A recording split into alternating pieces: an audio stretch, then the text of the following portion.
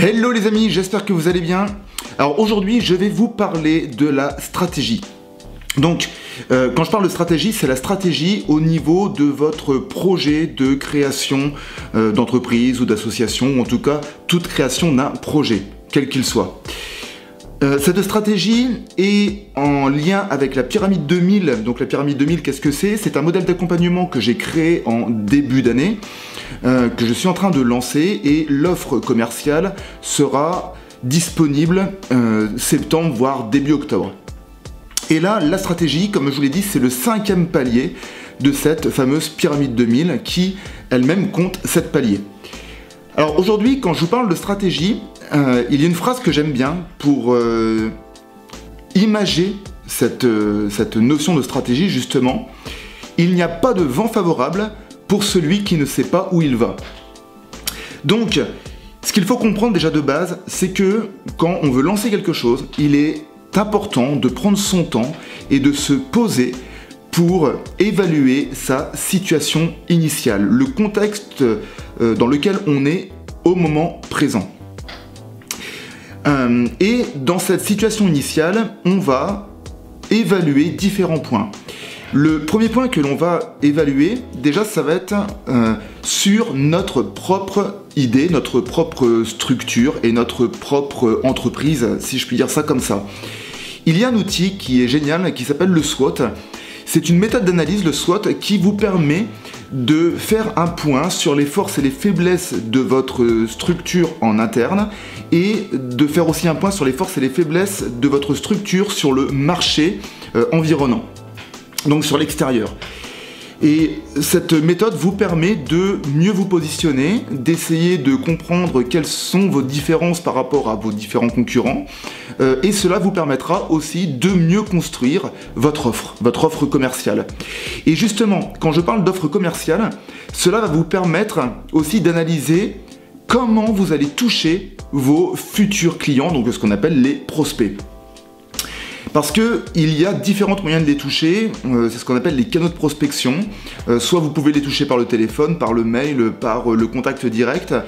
Mais on va dire que les différents moyens de prospection ne seront pas les mêmes à utiliser selon le contexte dans lequel vous êtes et selon aussi la cible que vous voulez toucher. Et quand je parle de cible, je vous renvoie sur ma dernière vidéo qui était cette notion de client idéal, l'avatar client. Donc voilà, c'est important de savoir ce que vous voulez apporter, ce que votre offre apporte à votre futur client et de savoir comment vous allez le toucher, comment aussi vous allez communiquer. Alors ensuite, il y a un autre point qui est très important à cibler dans votre situation initiale, c'est les ressources que vous avez. Et quand je parle de ressources, je parle bien évidemment de ressources financières, mais je parle aussi des ressources en termes d'outils.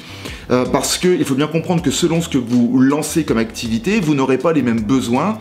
Si par exemple vous êtes prestataire de service, vous avez besoin d'un ordinateur, d'un cahier, un stylo, et que si vous souhaitez ouvrir une boutique, et que là, vous aurez besoin d'un pas de porte, vous aurez besoin de matériel, de stock, etc., etc. Donc forcément déjà de base, vous n'aurez pas le même budget à allouer pour pouvoir atteindre vos différents objectifs. Et justement, un autre point qui est important aussi à cibler, c'est les objectifs. Quels sont vos objectifs? Et ça, vous pourrez que le cibler une fois que vous aurez établi votre situation initiale. On va prendre un exemple. Imaginons qu'une personne veuille arrêter de fumer. Il est clair que selon le contexte dans lequel elle se trouve, selon les moments où elle a envie de fumer, selon le nombre de cigarettes qu'elle fume, selon aussi depuis combien de temps elle fume, tous ces éléments-là vont dresser un tableau assez concret de l'objectif à mettre en place derrière. Parce que vous imaginez bien qu'un gros fumeur n'aura sûrement pas les mêmes contraintes que quelqu'un qui fume 2 cigarettes par jour depuis 2 ans. Donc à partir de là, c'est pour ça que j'insiste sur le fait que cette situation initiale est très importante, parce que selon les moyens que vous avez, peut-être que vous serez une personne où vous avez déjà 30-40 000 euros de côté et qu'il y a des personnes qui n'ont pas d'argent de côté. Donc forcément, déjà, on ne part pas avec les mêmes bases et donc avec les mêmes points d'appui. Et donc ça, c'est important d'en avoir conscience. De là, cette situation initiale, quand je vous dis qu'elle est importante de le faire, c'est parce que c'est la préparation. C'est la préparation de tout ce que vous allez mettre en place derrière. Et clairement, Je peux vous dire que, étant à mon compte depuis 8 ans, quand on se met à son compte, en général, on n'a pas envie de faire ça sur 6 mois. C'est un projet de vie. Donc, il est important de pouvoir se mettre en place et pouvoir faire en sorte de bien analyser ça, et peu importe le temps que ça prend. Vous savez, moi, il y a une image que j'aime bien, c'est l'image du bambou. Le bambou, c'est une plante, voilà, que j'adore. Elle est de la famille du gazon, vous voyez.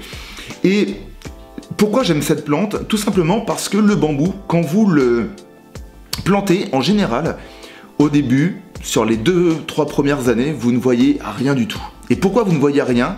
Eh bien tout simplement parce que le bambou est en train de placer ses rhizomes dans le sol et il est en train de faire son lit.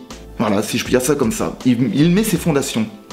Et une fois que ces fondations sont bien en place, eh bien là je peux vous dire que le bambou, c'est une plante qui est inarrêtable. Il va pousser, il y a certains bambous qui vont pouvoir prendre jusqu'à 1 mètre par jour parce que justement il est bien en place. Eh bien moi j'adore cette image parce que si vous prenez le temps comme le bambou, de mettre vos fondations en place et qu'elles sont bien réfléchies, je peux vous dire que derrière, quand vous serez prêt à mettre les choses en action, et bien forcément que derrière, il y a toutes les chances que ça explose, voilà, et que l'action, vous verrez que tout sera fluide et que tout avancera super rapidement, un petit peu à l'image du bambou qui prend 1 mètre par jour. Donc voilà, j'espère que cette vidéo vous a plu, j'espère que ça vous éclairera. En synthèse, c'est ce que je vous dis, la situation initiale, voilà, dans cette stratégie, c'est le fait de construire sa stratégie, le fait de prendre le temps de la construire, parce que c'est très important pour pouvoir après derrière performer dans ce que vous entreprendrez. J'ai terminé pour cette vidéo. En tout cas, sachez que au niveau de cette pyramide 2000, je vous incite à télécharger mon livre blanc qui est dans la description de cette vidéo. Vous avez juste à cliquer sur le lien qui est dans la description. Si vous avez des questions, bien évidemment, je me ferai un plaisir d'y répondre. En attendant, je vous souhaite à tous une agréable semaine et je vous dis à lundi prochain. Ciao!